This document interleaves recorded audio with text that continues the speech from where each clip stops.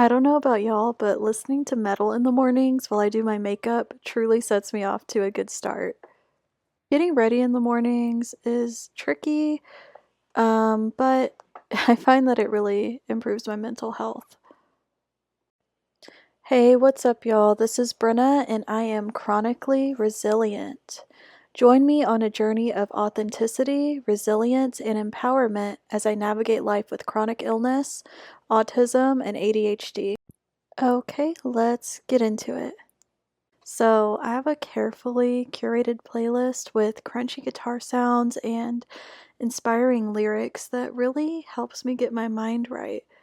Because, to be totally honest, when I wake up in the morning, I immediately have waves of pain wash over me, and it's incredibly frustrating and is truly a challenge for my mental health.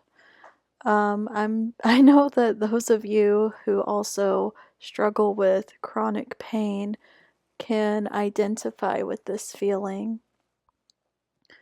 So, not only is the pain frustrating because it is, well, painful, um, I also have symptoms that mess with my perception of who I am as a person. So, I recently realized that I had lost myself. It was like I had forgotten who I was because I've been so down and out with the sickness that I'm dealing with. It's like I've just been in survival mode. On top of that, I also had a baby recently. Um, he is so cute. He's 4 months now, and of course, a lot of my time and effort, energy, and attention goes towards caring for him. Now, this is a common occurrence for new mothers to feel a sense of disconnect with who they are because they've become so caught up in caring for their baby. Something that really helped recently in reconnecting with myself was getting in touch with an old friend from my teenage years. And it's interesting because if I think back to who I was as a teenager, um, I think that's when I was most authentically myself. And so connecting with her just really reminded me of teenage Brenna, who I was and who I still am. And, I think that we can all use a reminder every now and again to reconnect with ourselves and to embrace who we are. So, today I just want to encourage you to be your own unique self, engage in your hobbies, listen to the music that makes you smile, and just vibe with life. I also want to ask you, what is it that makes you who you are? Have you ever been that person? Even in small doses? It's a lot to reflect about, I know, but don't get overwhelmed with it. Um, being sick has led me on a journey of understanding who I am, and most recently, learning to adapt and overcome and to still be myself in the midst of challenges. My biggest challenge recently has definitely been getting around. So, thankfully, I was able to get a walker, and it has made a world of a difference um, in my mobility around my house and when I go out as well. Now, I've only taken it out um, briefly as I've been trying to stay inside. Um, where I live in Texas has been so incredibly hot, like 108, 110. Um, and it definitely exasperates my symptoms. So needless to say, I'm trying to stay in as much as possible.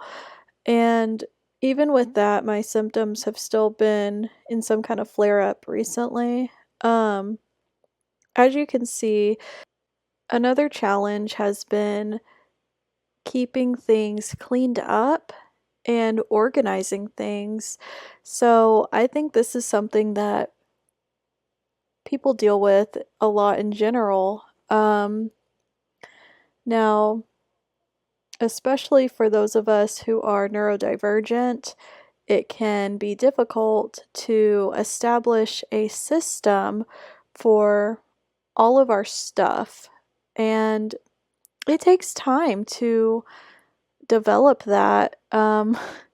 So we've been in this house for a little over a year now, and it is finally getting to a point where we are collectively as a family understanding what our daily routines are and essentially how we like to do things and where we like to have our stuff. So, my office has been one of the biggest hurdles in getting things organized. Um, when this video was filmed, I still had a huge mess behind me, my son's desk, but it has since been mostly organized, thank God. um, and it has been a huge relief. The office is now way more functional, and we're able to do our homeschool, and I'm able to sit at my computer and get work done. And so it's just been great. Um, took a lot of work. Just getting around in the walker, it makes me a little bit faster than I was before, but it still took a lot of work. Definitely a labor of love, for sure. Now, I don't know if any of y'all know this, but you can use hairspray as a setting spray for your makeup. Like if you don't have a setting spray.